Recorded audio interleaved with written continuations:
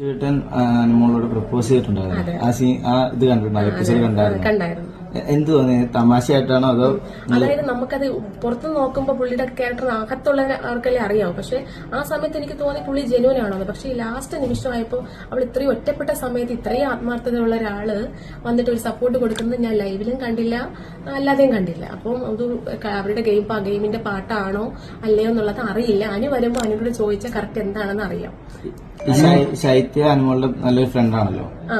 Big ബോസിന്റെ ഒരു ശൈത്യ ഔട്ടായതിനു ശേഷം തിരിച്ച് ശൈത്യ വരുമ്പോ ശൈത്യ അനുമോളുടെ ഏറ്റവും കൂടുതൽ എതിരെ കട്ടപ്പ എന്നൊക്കെയാണ് പറയുന്നത്.